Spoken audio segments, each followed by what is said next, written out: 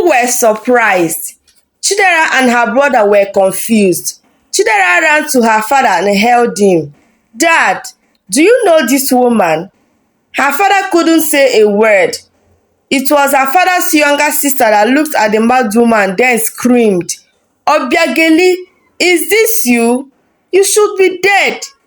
"Auntie, who is she?" Chidera asked. "She is your mother."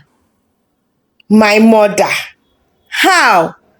"Ask your father," she answered Chidera.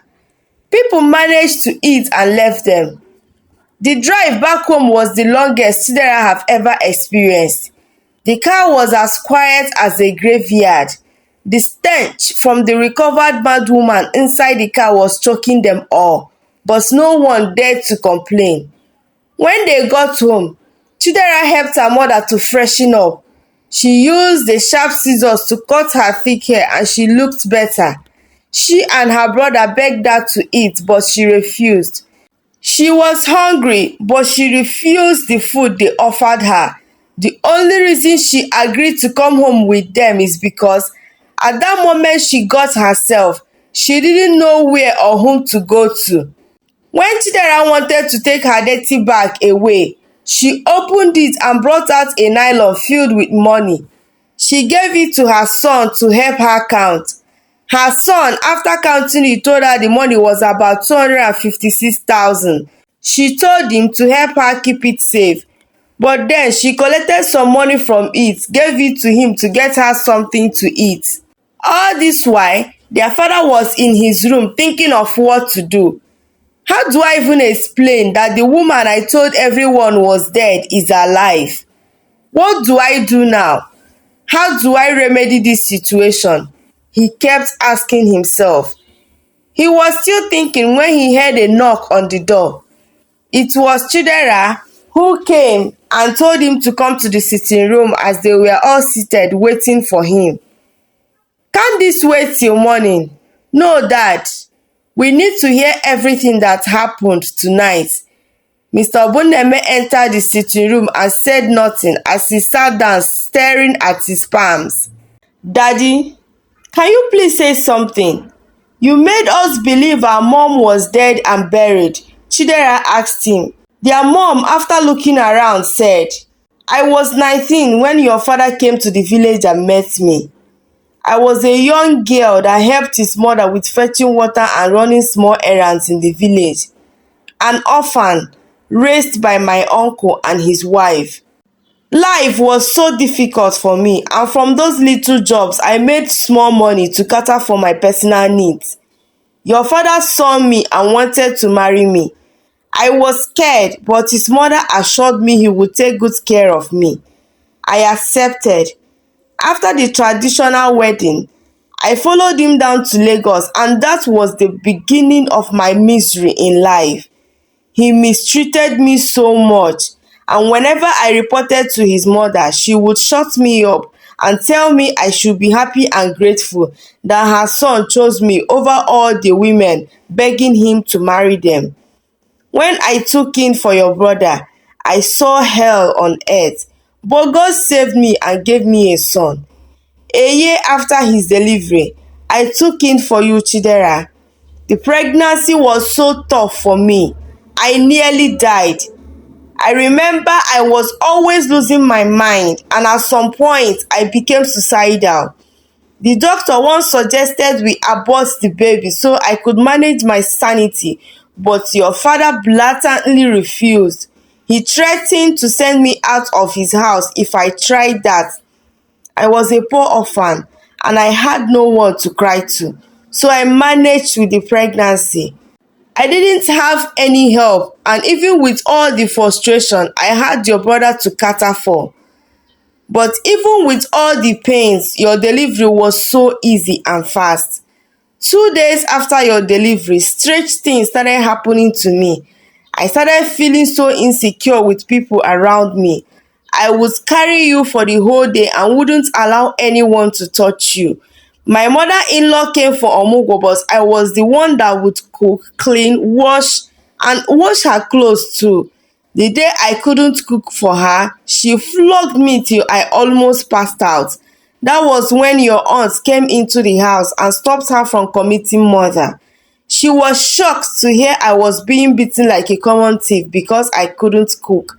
She shouted at Mama and threatened to report her to the village women if she didn't leave immediately. That was when she left. I continued to have those episodes of losing my mind till the day I nearly drowned Chidera in her bathing water. Thank God your auntie was there and saved her life. She was the one that took me to the hospital. After some time, my case became so bad. Daddy, can we hear your side of this painful story? Chidera's brother asked in tears. 2 months after Chidera's delivery, your mother attempted to drown her in her bathing water. Thank God for my sister's timely intervention. She had lost it completely. She was a full-blown mad woman. The doctor called it postpartum depression, but I guess I was a wicked and insensitive husband. I wasn't ready to deal with such sickness. I was a young man with so many plans in my life. The doctor advised us to take her to a psychiatric home for the safety of the baby and the toddler. I took her there and employed a nanny. But she wasn't getting better, though the doctor later advised that since she was always calling for her kids, that we should take her home and watch her closely, that she would be fine with them around her. But I didn't want that. I felt having her around would be dangerous to the kids. After about 2 months, I went there one afternoon to see her and give her food when they informed me that she ran out of the premises. That was the breakthrough I needed. I never bothered to look for her. I went home and packed our things, moved to another state with you and your brother and the nanny. I've always wanted to remarry, but each time I remember what happened to your mother, I get scared. Then he knelt down as he came close to his wife. Obiageli, I am sorry. Please, my wife, I am very sorry. I know I treated you badly. I wasn't nice to you at all. Please forgive me. Chidera was speechless. Her brother too was dumbfounded. Dad, you are heartless. How could you treat a human being with so much cruelty? Your wife.